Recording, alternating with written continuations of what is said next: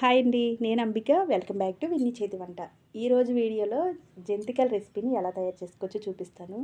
ఈ చిట్టి చిట్టి జంతికల్ని మీరు కూడా ఇంట్లో తప్పకుండా ట్రై చేయండి. చాలా టేస్ట్ ఉంటాయండి. చాలా సింపుల్గా తయారు చేసుకోవచ్చు. కొత్త వాళ్ళు కూడా ఎలా తయారు చేసుకోవాలో ఈ వీడియోలో షేర్ చేస్తాను. వీడియో అయితే ఎక్కడ స్కిప్ చేయకుండా చూసేయండి. మరి ఎలా తయారు చేసుకోవాలో చూపిస్తాను రండి.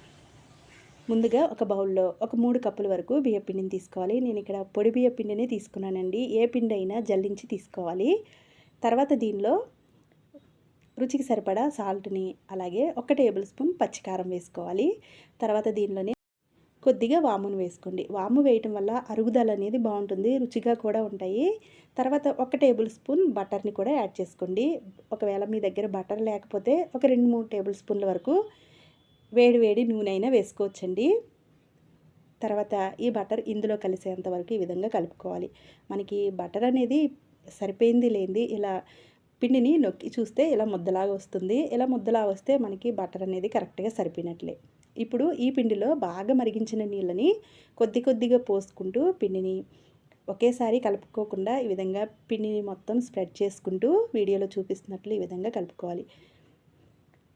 నీళ్ళు అనేవి కొలతేమీ లేదండి. కొద్దిగా ఎక్కువ నీళ్ళు వేడి చేసుకుని దీనిలో కొద్ది కొద్దిగా పోసుకుంటూ మరీ ఎక్కువ కాకుండా మరీ తక్కువ కాకుండా చూసుకుని పోసుకోవాలి. ఇలా పూర్తిగా చల్లారిన తర్వాత ఇలా చేత్తో పిండిని అయితే కలుపుకోవాలి. ఇలా వేడి నీళ్ళు పోయటం వల్ల పిండి అనేది చాలా సాఫ్ట్గా ఉంటుంది. పిండి ఈ విధంగా కలిపేసుకున్న తర్వాత దీని మీద ఒక క్లాత్ని ఈ విధంగా కప్పేసుకోవాలి. ఇలా కప్పటం వల్ల పిండి అనేది ఆరిపోకుండా ఉంటుంది. ఇప్పుడు నేను ఈ జంతికల కోసం మరి సన్న హోల్స్ కాకుండా మరి పెద్ద హోల్స్ కాకుండా ఇలా మీడియం సైజులో ఉన్న ఈ జంతికల ప్లేట్ని అయితే తీసుకున్నాను. ఇలా ఫిట్ చేసేసుకున్న తర్వాత దీని లోపల ఒక 2 టేబుల్ స్పూన్ల వరకు ఆయిల్ వేసుకోవాలండి. తర్వాత మనం పిండి పెట్టి ఒత్తినప్పుడు పిండి అనేది సాఫ్ట్గా దిగుతుంది. ఇప్పుడు మనం కలిపి పెట్టుకున్న ఈ పిండిని కూడా మరి ఒకసారి ఈ విధంగా వీడియోలో చూపిస్తున్నట్లు ఒకసారి కలిపేసుకోవాలి. మొత్తం అంతా కలుపుకొని ఇలా కొద్దిగా పిండిని తీసుకోవాలండి. చేతికి నూనె రాసేసుకుని ఈ విధంగా పిండి తీసేసుకుని ఈ జంతికల గొట్టంలో పెట్టేసుకోవాలి. ఇప్పుడు పైన మూత కూడా ఫిట్ చేసేసుకుని పక్కన పెట్టుకోవాలి. ఈ జంతికలు అనేవి ఒకేసారి నూనెలో వేయకుండా కవర్ మీద వేసుకుంటున్నామండి. ఇలా వేస్తే కొత్త వాళ్ళు కూడా నూనెలో వేసేటప్పుడు భయపడకుండా చేతికి ఆవిరి వస్తుందేమో అనుకోకుండా ఇలా కవర్ మీద వేసుకుంటే చాలా ఈజీగా అయిపోతుంది.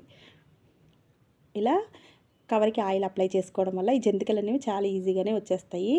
వీడియోలో చూపిస్తున్నట్లు చూసారు కదా. మీకు ఏ సైజు కావాలంటే ఆ సైజు ఇలా జంతికల్ని ఒత్తేసుకోవాలండి.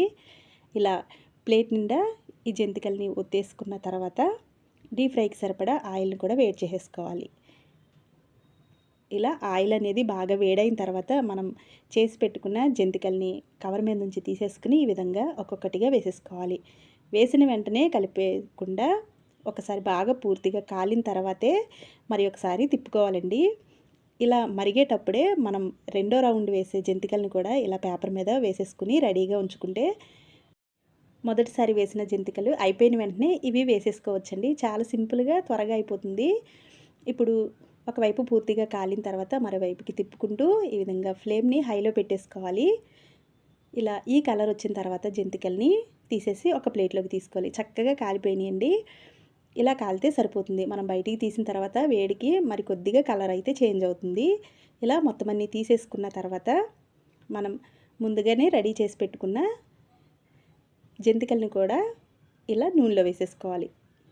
ఇలా ఒకటి కాలుతూ ఉంటే ఒక రౌండు మనం పేపర్ మీద రెడీ చేసి పెట్టుకుంటే చాలా త్వరగా అయిపోతుందండి. లేట్ అయితే ఏమవ్వదు. అంతేనండి, జంతికల రెసిపీ అయితే రెడీ అయిపోయింది. చిట్టి చిట్టి జంతికలు రెడీ. మరి మీరు కూడా ఇంట్లో ఇదే విధంగా తప్పకుండా ట్రై చేసి మీకు ఎలా వచ్చిందో కింద కామెంట్ చేయండి. వీడియో నచ్చితే లైక్ చేసి మీ ఫ్రెండ్స్కి రిలేటివ్స్కి షేర్ చేయండి. ఇలాంటి మరిన్ని వీడియోస్ కోసం మా ఛానల్ని సబ్స్క్రైబ్ చేసుకోండి.